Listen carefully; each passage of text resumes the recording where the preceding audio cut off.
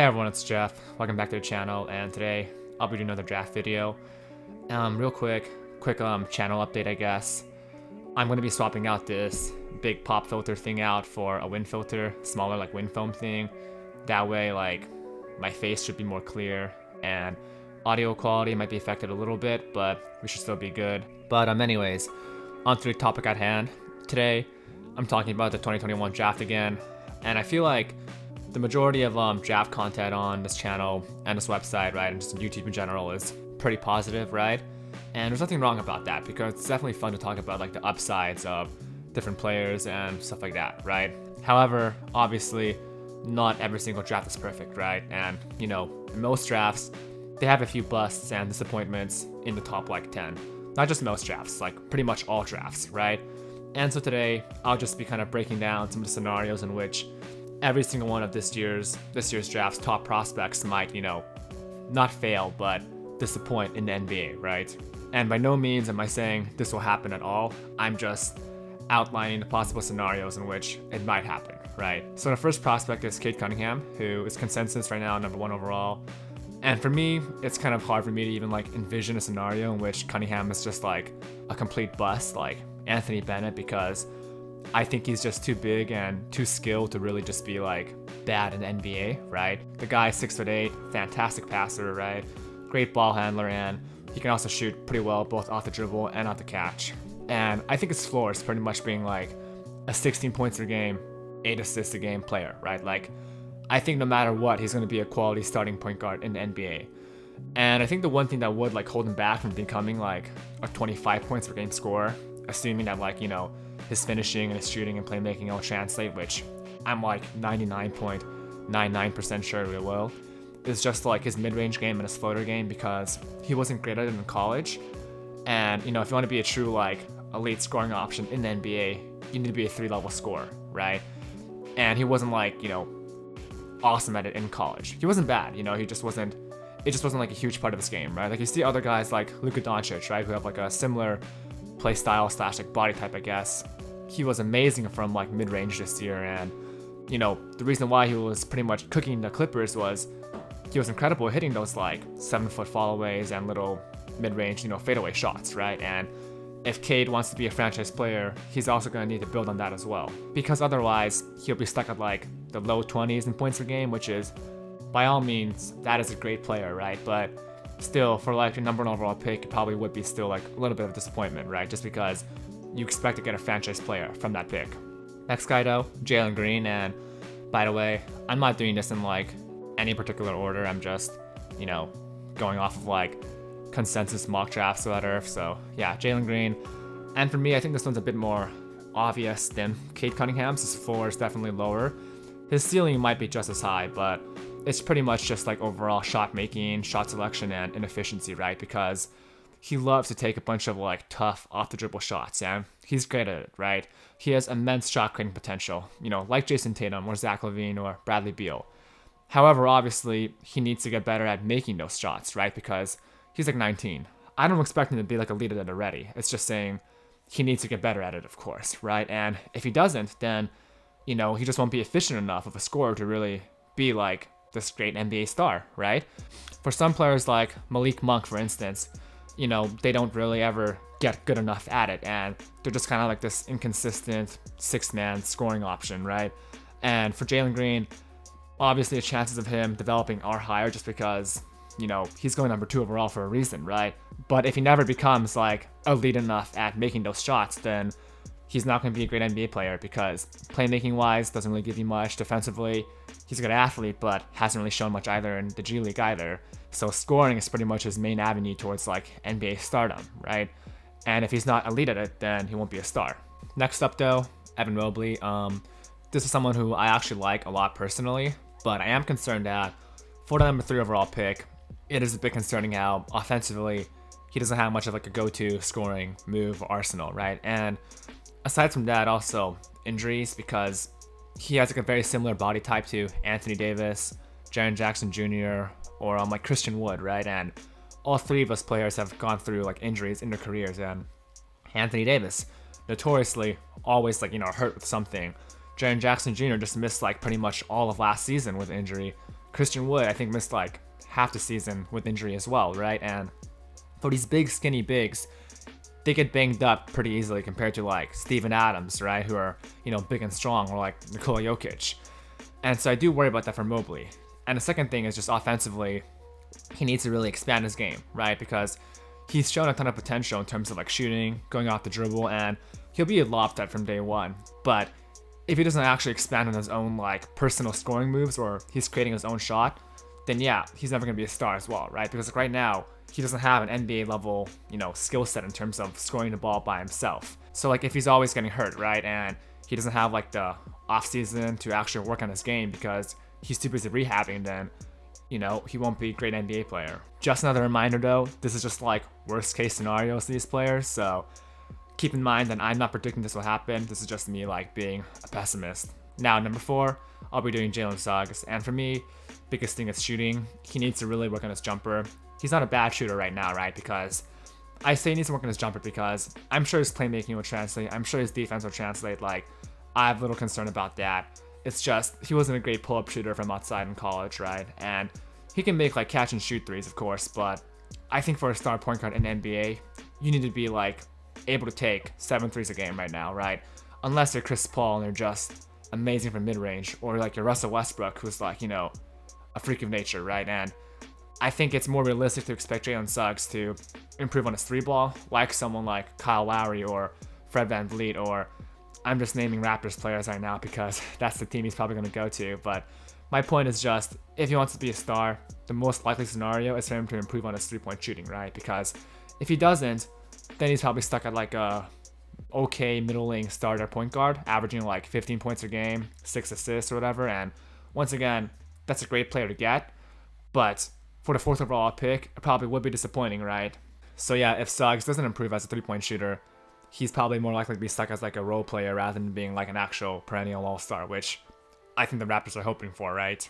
Next guy up, Scotty Barnes, and he's been shooting up draft boards recently. And for me, really obvious, it's just outside scoring. Right now, his like skill set from outside of like 10 feet is pretty much non-existent. And I don't think Barnes will ever be like a complete bust and fizzle out the NBA just because he's too big and too good at defense and too good of a passer, right?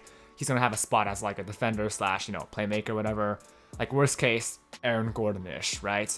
However, if he wants to be like an actual like, star or just quality starter, he needs to actually be able to make 3-pointers and do some things from outside, because right now he can't really do that, right? So pretty much the downsides with Barnes is, he's a good passer, but if you're not a good scorer, your playmaking doesn't really matter as much, right? And so then he just ends up being this kind of like gimmicky player where he can't really shoot 3-pointers and he can play defense and he can, make the right play. But if he's not going to score and space the floor on offense, then his value just falls tremendously, right? That's the difference between like 2020 Draymond Green and, 2016 Draymond Green. Like the fact that Draymond's jumper disappeared in those years really impacted just how valuable he was on offense. My next player, Jonathan Kuminga, who, once again, really obvious. It's just the way he fails in the NBA is if he just pretty much doesn't improve, right? Because the player Kuminga is right now is not an NBA player, like, if I'm being honest. He's just, none of his skills are at an NBA level. He's not a good enough passer. He's not a good enough scorer or defender or just overall feel for the game. Not at the NBA level yet, right? And the reason why he's such a great prospect still is because he has all the tools and he's shown a bunch of potential to be great at all those areas, right? In the G League, he made a ton of really amazing off the dribble plays where, most NBA players can't do that. And in the G League, he's pulling off like double crossover into like a step back 10-footer, or he's going like in and out behind the back into like a dunk. So you can see all the star potential there, but he really needs to actually, achieve that and be consistent at it, because otherwise he's just not a good NBA player. Because like I said, he's not a good enough shooter, not a good enough passer, and he has all the tools to be a great defender, but right now his feel for the game isn't there yet. So the downside with Kuminga is he just doesn't really improve on any of his skills yet, and then he just ends up being like this really bad NBA player because, like I said, none of his skills right now are at an NBA level. Next, Moses Moody, and similar to like Scotty Barnes and Kid Cunningham, whatever, I think the chances of Moses Moody being like a bust in the NBA are pretty low. Like I think worst case scenario, he's Tony Snell or something, which is, an okay NBA player. And right now with Moody, his game can progress like two ways, right? The first direction is being like a really good off-ball shooter and mover, and kind of being like, think about Klay Thompson or, really stereotypical shooting guards who move off ball, right? I'm not saying Moody will be Klay Thompson. That's just like my archetype I'm using, right? Another like version is Klay Thompson, right? Another big, sorry, not Klay Thompson, Chris Middleton. Another big like 6'8" guard / wing who can do a lot of, scoring off the dribble from outside, and early on in his career was more of like an off-ball player, but as his ball handling progressed, became more of like an actual playmaker and shot creator. And Moody, I think, has shown, progress in both of those areas actually, so he could go like both ways, but the problem is he hasn't really shown enough in either category to really be, super promising either way. And so the downside here is if Moody just doesn't really improve in either way, and then he's just stuck at like this spot-up three-point shooter who can make like wide-open threes, but doesn't do much else on offense, right? And once again, I'm not saying that's going to happen. That's just like the downside if Moody doesn't progress enough, right? Like I said, he's still a pretty high floor prospect. Great defense, great size, very smart basketball player, right? It's just, as I've said before, I'm being a pessimist here. Next, number 8, I think, I forgot. I'll be doing Davion Mitchell. And for Mitchell, very similar to pretty much like a bunch of other players already. It's just shooting-wise, right? There's some red flags about his shooting in college where it's just he only had one good shooting season his junior year, and free throw percentage underneath 70%, right? Pretty much like 65% his entire career in college, which is kind of concerning. And the downside of Mitchell is you draft him expecting him to be like a good three-point shooter, and then he comes in and he's just like not good, right? Which would suck because he's like 22 years old already.